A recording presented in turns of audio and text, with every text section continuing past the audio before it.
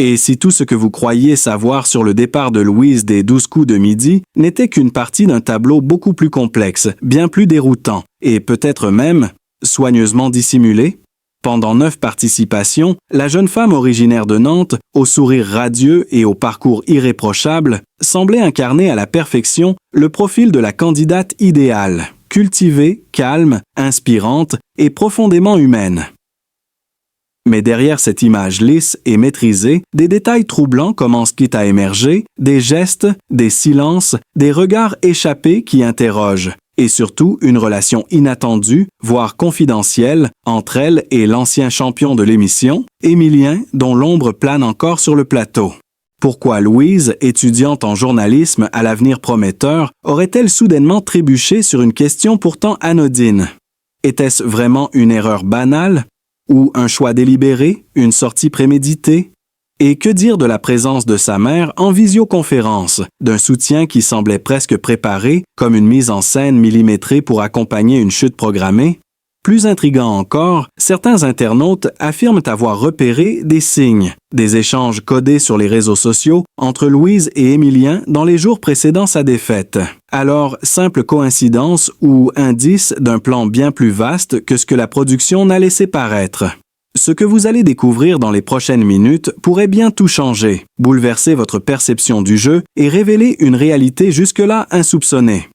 Ne quittez pas l'écran. Abonnez-vous dès maintenant pour ne manquer aucun détail de cette affaire qui, croyez-le, ne fait que commencer. Et c'est là que tout bascule dans une atmosphère lourde presque irréelle, lorsque des messages privés prétendument échangés entre Louise et Émilien commencent à fuiter sur une plateforme anonyme, révélant une complicité bien plus profonde qu'on ne l'imaginait, des mots codés, des références, à des stratégies, à des signaux en direct, à des interventions prévues le 9e jour. Tout cela déclenchant une onde de choc chez les fans les plus fidèles de l'émission qui jusqu'ici ne voyaient en Louise qu'une candidate brillante et spontanée. Mais à mesure que les heures passent, des captures d'écran des métadonnées et des analyses croisées commencent à dessiner une trame inquiétante, une sorte de scénario parallèle dont l'émission aurait été le théâtre silencieux pendant plusieurs jours. Car au-delà des sourires et des applaudissements, il y aurait eu un jeu dans le jeu, un ballet d'indices glissés dans les réponses, des pauses calculées entre les questions et même une supposée erreur volontaire que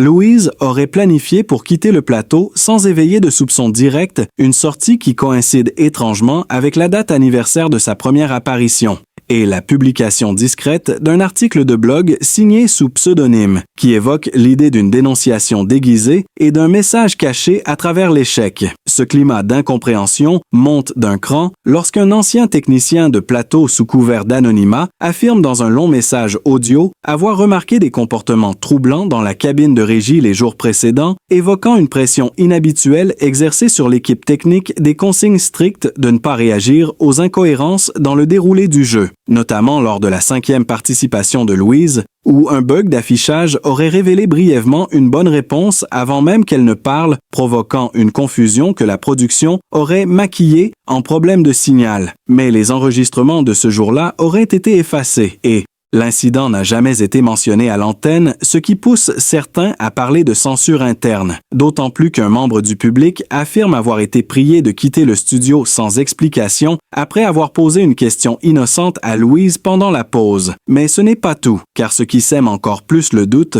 ce sont les révélations concernant un voyage discret que Louise aurait effectué à Paris 2 semaines avant sa première participation. Un voyage officiellement lié à un stage de journalisme, mais dont l'itinéraire montre une halte d'1 heure dans le quartier général de TF1, un fait troublant, d'autant plus qu'aucune demande d'interview ou de reportage n'a été enregistrée à son nom. Et lorsque cette information est ressortie, l'administration de son école aurait refusé de commenter la nature exacte de ce déplacement, évoquant une mission personnelle hors cadre académique. Ce flou ne fait qu'amplifier les suspicions, car certains y voient un rendez-vous secret, une préparation en amont de son passage télévisé, voire une audition déguisée destinée à orchestrer quelque chose de plus vaste qu'une simple participation spontanée. Les émotions du public balancent désormais entre admiration blessée et suspicion croissante. Les réseaux sociaux s'embrasent, et dans un live improvisé, Un ancien maître de Midi, resté proche d'Émilien, évoque lui aussi une relation plus complexe entre les deux candidats, laissant entendre que le soutien d'Émilien aux mémoires de Louise allait au-delà du cadre universitaire, parlant de rencontres off et de projets communs qui n'avaient rien à voir avec le journalisme et qui pourraient avoir servi de prétexte à une sorte de pacte implicite visant à manipuler subtilement la compétition pour dénoncer de l'intérieur certaines mécaniques opaques de l'émission. Et c'est dans ce chaos émotionnel, où l'on ne sait plus qui croire ni où se situe la vérité, qu'une vidéo émerge soudain sur une plateforme étrangère où l'on reconnaît la voix de Louise enregistrée. Sans son consentement, semble-t-il, parlant à une amie de son envie de marquer l'histoire de l'émission d'une manière que personne n'oubliera jamais. Elle y évoque aussi la fatigue morale et l'illusion de l'impartialité qu'elle dit avoir ressenti dès son deuxième passage, comme si quelque chose l'avait profondément déçue ou troublée derrière les caméras. Cette vidéo relance toutes les théories, certains criant au complot, d'autres à l'acte de rébellion, planifiés d'autres encore à un simple montage destiné à la discréditer. Et au cœur de cette tourmente, un silence reste assourdissant, celui d'Émilien lui-même, qui depuis le départ de Louise n'a rien commenté, ni liké, ni partagé, rompant ainsi une présence numérique pourtant très régulière. Ce silence, certains y voient un respect pudique, d'autres un aveu de malaise, voire une confirmation indirecte de l'existence d'un lien souterrain que ni l'un ni l'autre n'a encore osé rendre public. Et puis, cette phrase choquante captée dans un message vocal « Ils ne doivent pas savoir pour la répétition du jeudi soir » fait tout exploser, car elle insinue qu'une session secrète aurait eu lieu en dehors du cadre officiel, une répétition interdite, qui jette le doute sur la légitimité même de la victoire de certains candidats, et lorsqu'un tweet anonyme évoque une « zone grise » acceptée depuis longtemps, aussitôt supprimée mais capturée par des internautes, la suspicion devient insoutenable, car si cette pratique existe depuis des années, combien de maîtres de Midi ont-ils été choisis d'avance? Abonnez-vous pour découvrir la vérité.